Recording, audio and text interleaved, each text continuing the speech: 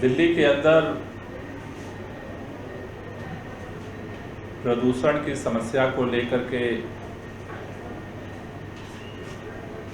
पिछले 5 साल के कार्यकाल में दिल्ली सरकार ने निरंतर काम किया, जिसके परिणाम स्वरूप दिल्ली में लगभग 25% प्रदूषण स्तर को कम करने में हम कामयाब हुए थे। लेकिन वो काफ़ी नहीं है और इसलिए दोबारा सरकार बनने के बाद अरविंद केजरीवाल जी ने ये ऐलान किया था कि हमारे जो टॉप 10 प्रायोरिटी के काम कार्य के क्षेत्र हैं, उसमें दिल्ली के अंदर प्रदूषण स्तर को कम करना, दिल्ली के लोगों को प्रदूषण की समस्याओं से निजात दिलाने के लिए काम करना शामिल है, जिसके लिए हमने ये लक्ष्य रखा था कि अगले 5 साल में दिल्ली के अंदर 2 करोड़ पौधे लगाए जाएंगे, ग्रीन क्षेत्र, कवर क्षेत्र बढ़ाए जाएंगे, जिससे कि प्रदूषण के स्तर को कम करने में अस्थायी समाधान की तरफ हम बढ़ सकें। और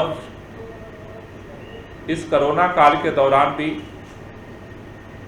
हमने इस साल के लक्ष्य को पूरा करने की दिशा में अपना कदम बढ़ाया है और बड़े पैमाने पर दिल्ली के अंदर अलग अलग एजेंसियों के साथ मिलकर के वृक्षारोपण का काम चल रहा है।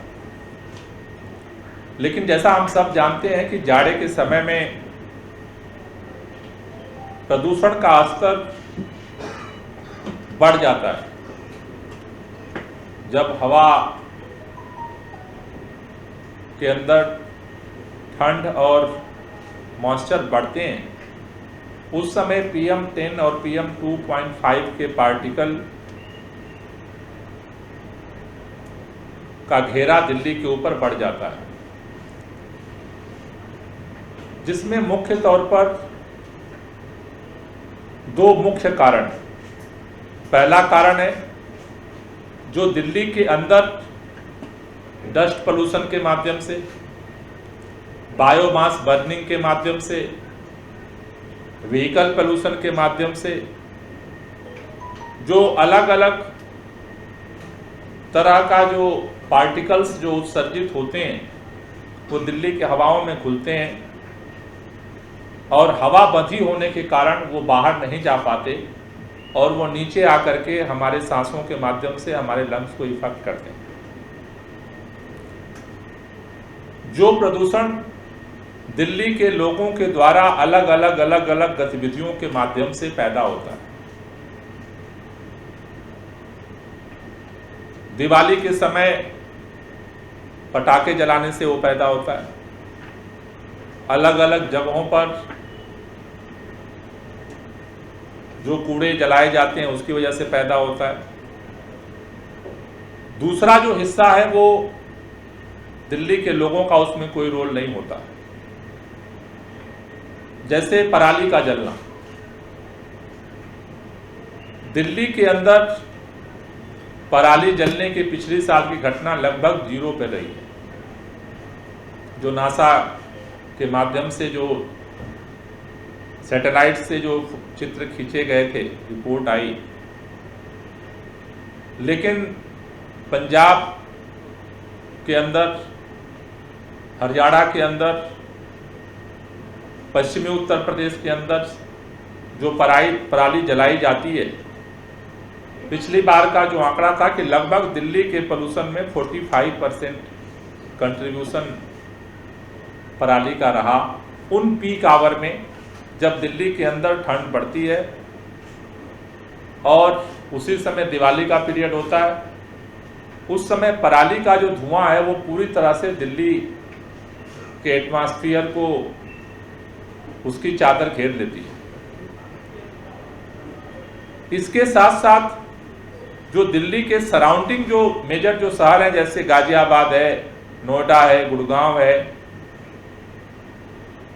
इन इलाकों में जो गतिविधियां चलती हैं उसका भी इम्पैक्ट दिल्ली के प्रदूषण के स्तर पे बढ़ाने में उसका भी कंट्रीब्यूशन होता है। साथ ही साथ दिल्ली के अंदर जो थर्मल पावर थे हमने उन्हें बंद कर दिया, लेकिन अभी भी दिल्ली एनसीआर के 300 के रेंज में 11 थर्मल पावर अभी भी चल रहे हैं जो पुरानी टेक्नोलॉजी के आधार पर चल रहे हैं। और जो आंकड़े कहते हैं कि PM10 उनकी वजह से 9% दिल्ली में इंक्रीज होता है और 2.5 11% इंक्रीज होता है।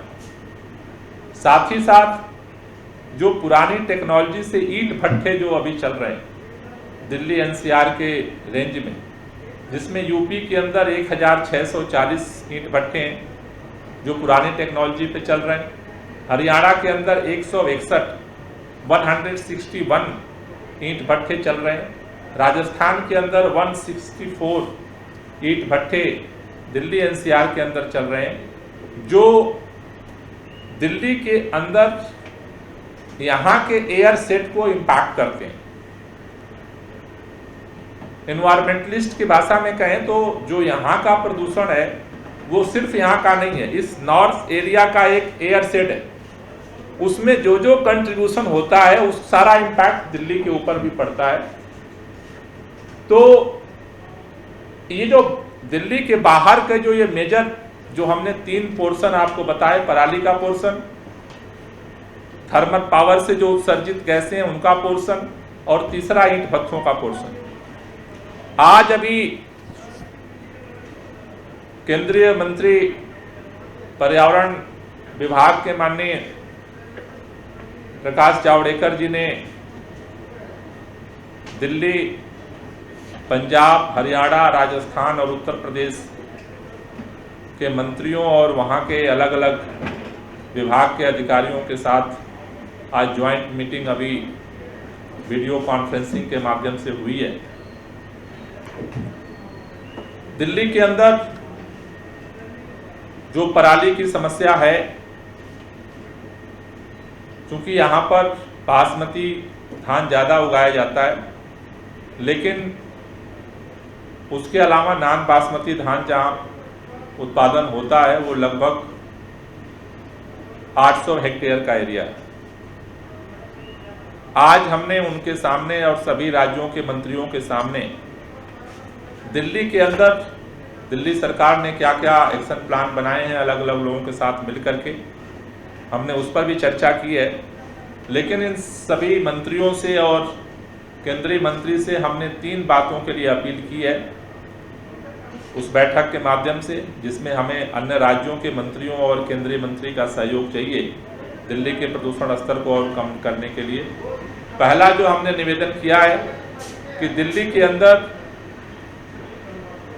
पूसा इंस्टीट्यूट, जो देश का जाना माना कृषि अनुसंधान केंद्र है, उसके द्वारा जो बायो डीकम्पोजर तैयार किया गया है, जिसके माध्यम से कम पैसे में पराली को जलाने की जगह उसे गलाया जा सकता है, और जिसका दोहरा फायदा, जलाने की जगह गलाने से न सिर्फ पराली के माध्यम से पैदा हुआ प्रदूषण खत्म होता है, बल्कि किसानों के खेत की उर्वरक क्षमता भी बढ़ जाती है, जिससे उनको केमिकल का उपयोग करके और अपने खेत के अंदर खादों का उपयोग करने की जरूरत नहीं है। इस टेक्नोलॉजी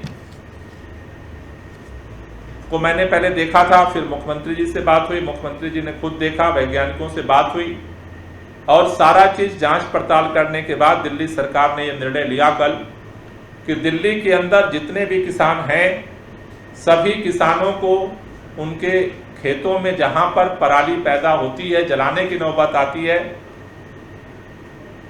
उन सभी खेतों में निःशुल्क सरकार की तरफ से ये घोल तैयार करके छिड़काव किया जाएगा। किसानों का इसमें 1 रुपये भी खर्च करने की जरूरत नहीं है। अभी देश के अंदर जो भी व्यवस्था बनाई गई है उसमें सरकारें कुछ सब्सिडी दे रही हैं और कुछ हिस्सा किसानों को पैसा देना पड़ता है और उसके माध्यम से वो मशीनें खरीदते हैं। आज हमने केंद्रीय मंत्री और सभी राज्यों के मंत्रियों से इस टेक्नोलॉजी के बारे में अपील की है, क्योंकि हमने पंजाब के किसानों से भी बात की, हरियाणा के किसानों से भी बात की। उन सभी लोगों को ये लगता है कि हम तो पहले से ही घाटे में हैं, अब इस पराली के लिए हम अलग से पैसा कहाँ से लाएं। सरकार सब्सिडी दे रही है लेकिन फिर भी किसानों को पैसा देना पड़ता है। ये एक ऐसी टेक्नोलॉजी है जिसमें पैसा किसानों को खर्च करना नहीं पड़ेगा। आज की तारीख में सरकारें जितनी सब्सिडी दे रही हैं उससे 10 गुना कम पैसे में इस टेक्नोलॉजी के माध्यम से पराली को जलाने की जगह गलाया जा सकता है और खाद पैदा की जा सकती है। उदाहरण के लिए मैंने आपको बताना चाहता हूं, दिल्ली के अंदर लगभग 3 करोड़ रुपया केंद्र सरकार सब्सिडी के लिए दे रही है, जिससे कि किसान मशीन खरीद करके और पराली की समस्या का समाधान करें। लेकिन उसमें किसानों को भी पैसा देना है तब मशीन मिल पाएगी उनको। केवल उसमें लगभग 80 किसानों ने अप्लाई किया केवल, क्योंकि उनको भी पैसा देना।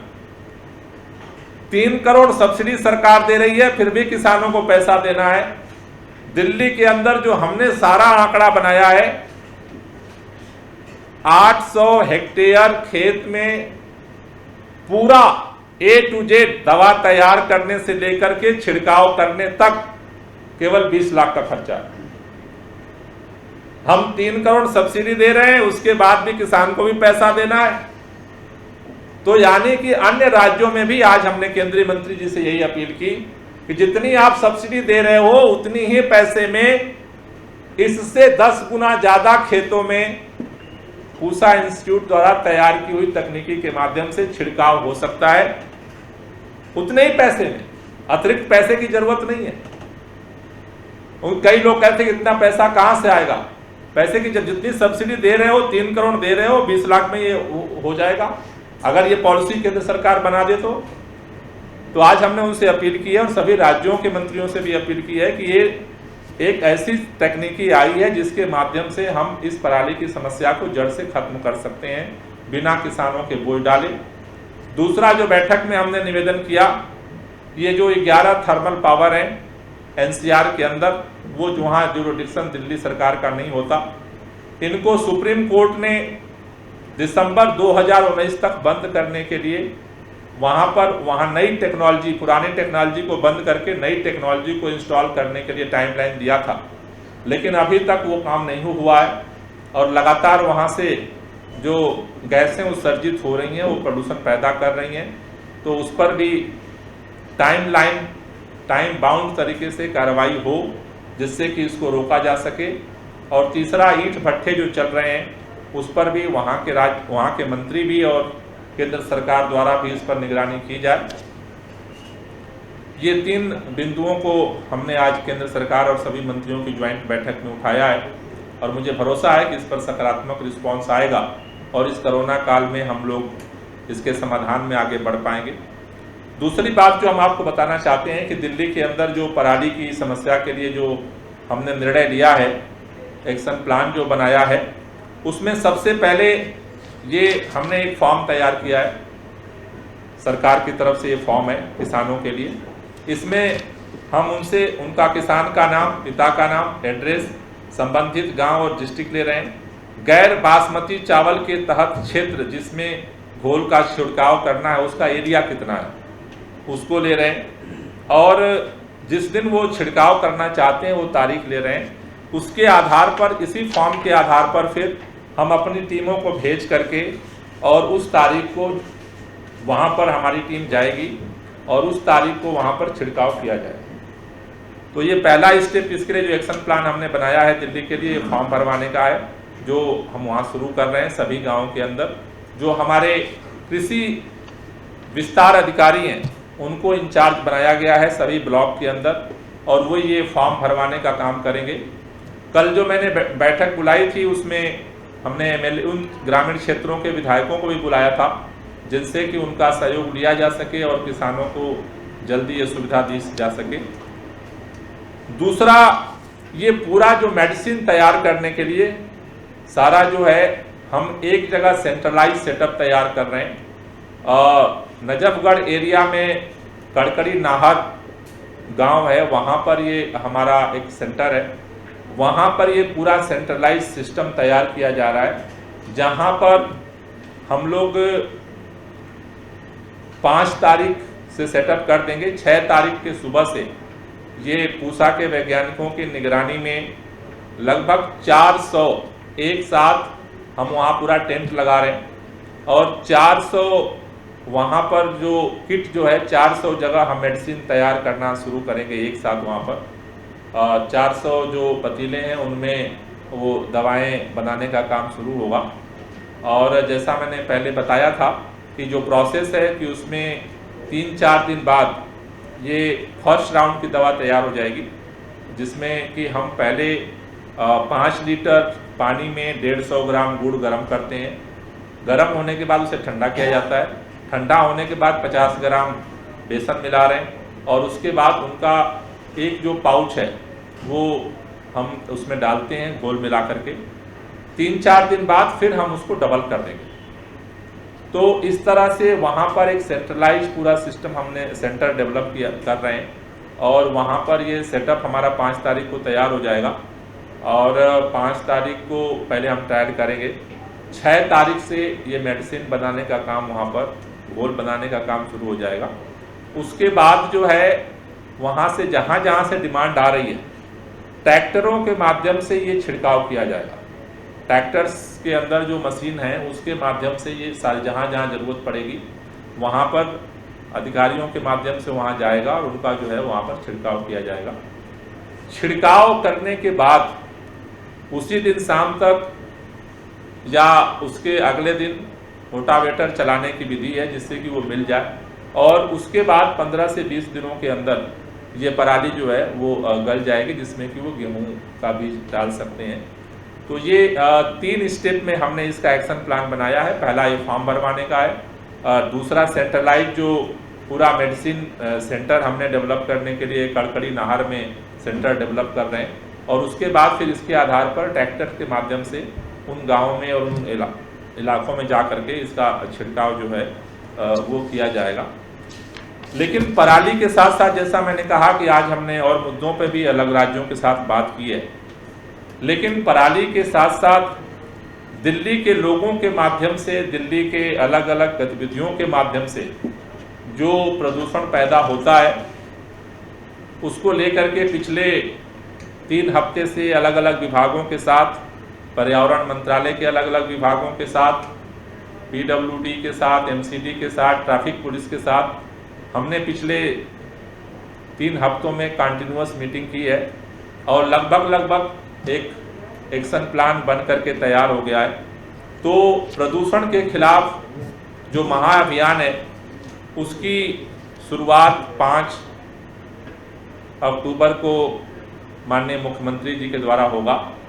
5 अक्टूबर को दिल्ली सचिवालय में जो मुख्य विभाग हैं, जो अलग अलग क्षेत्रों में, चाहे वो डस्ट पोल्यूशन हो, व्हीकल हो, बायोमास हो, अलग अलग उसके लिए जो रिस्पॉन्सिबल विभाग हैं, मुख्यमंत्री जी की अध्यक्षता में 5 तारीख को 11 बजे दिल्ली सचिवालय में बैठक आयोजित की जा रही है, जिसमें environment department, development department, PWD, MCD के तीनों MCD के कमिश्नर्स, NDMC के secretaries, transport department, traffic police, DDA, DSIDC और दिल्ली जल बोर्ड, ये 10 विभागों के अधिकारियों के साथ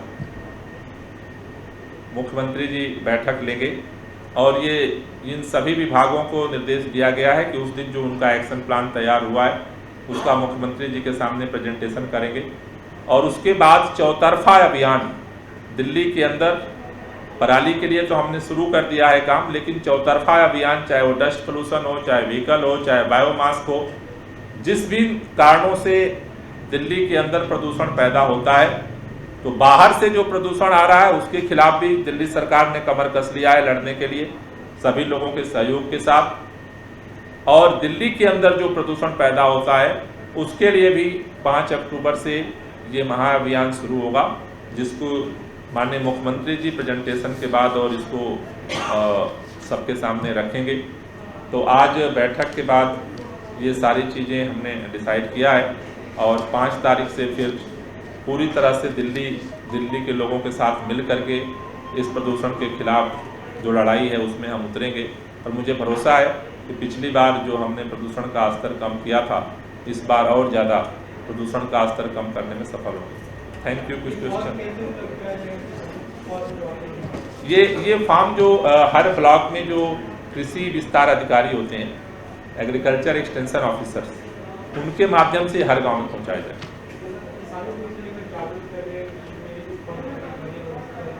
उनके घर तक पहुंचाएंगे फार्म, बुलाएंगे नहीं। हमारे जो अधिकारियों के माध्यम से, उनके वीडियोज जो होते हैं उनके माध्यम से हर गांव तक पहुंचा देंगे। जी, इतने स्टाफ है कि यहाँ के गांव तक पहुंचा दें।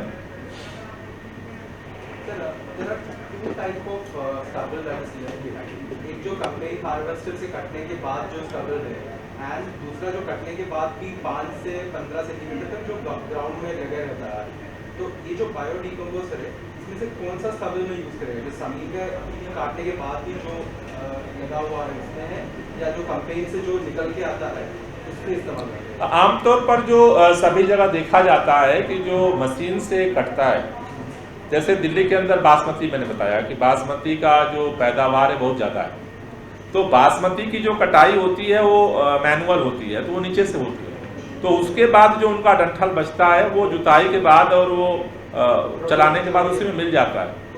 तो बेसिकली जो बड़े जो मशीन से कटता है उसका ऊपर होता है, उसको फिर अगर जब वो हल चलाते हैं तो फिर उसको उसमें वो जो है ना, उनको मुश्किल होता है बुआई करना।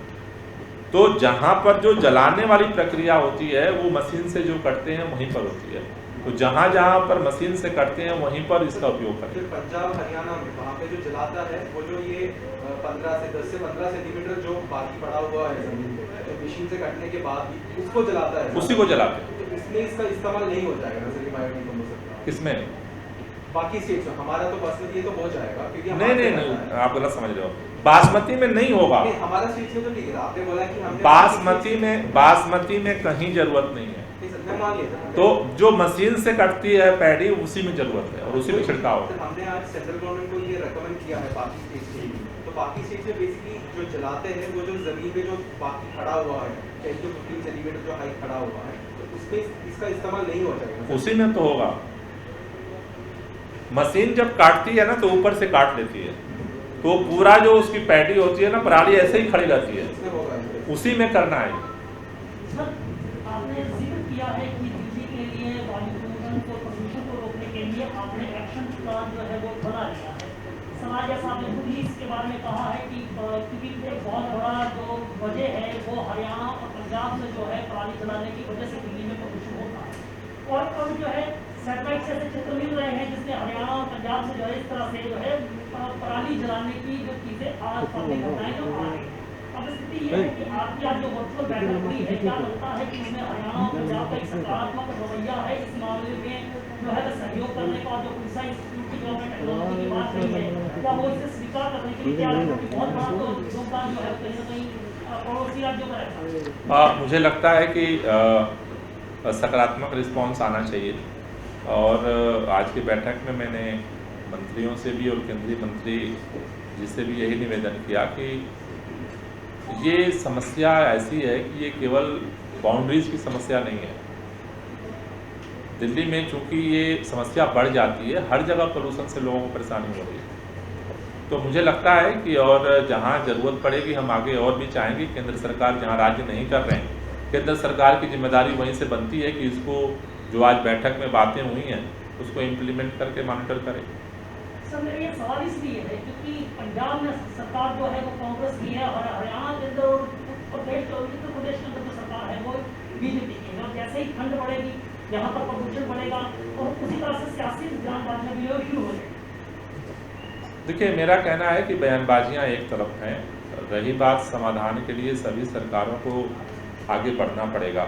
और दिल्ली सरकार, दिल्ली के स्तर पे जो मेरे ख्याल से करने की बात है उसको 100% हम करने की तरफ बढ़ रहे हैं। दूसरों लोगों के साथ संवाद कर सकती है सरकार।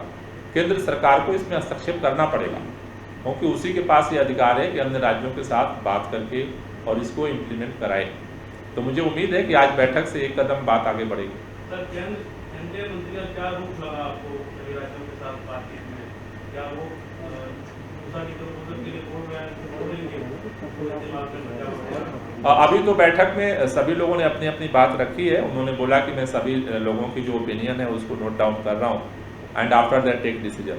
तो अब इस बैठक के बाद वो निर्णय क्या लेते हैं इस पर डिपेंड करता है। पंजाब के चूँकि मुख्यमंत्री जी ही पर्यावरण मंत्री भी हैं, तो वो नहीं थे, लेकिन उनके जगह पे वहाँ पर एडिशनल सेक्रेटरी रिप्रेजेंट कर रहे थे। उन्होंने ये इच्छा जाहिर की है कि हम पूसा के साथ संपर्क करके और इसका जो है जितना अभी मैक्सिमम हो सकता है हम इसका डिमॉन्स्ट्रेशन अपने यहाँ कराना चाहेंगे। तो उन्होंने अपनी जो अधिकारी थे वहाँ पर उन्होंने अपनी इच्छा व्यक्त की है। अब वो मुख्यमंत्री जी से बात करने के बाद क्या निर्णय लेते हैं ये आगे निर्धारित हो पाएगा।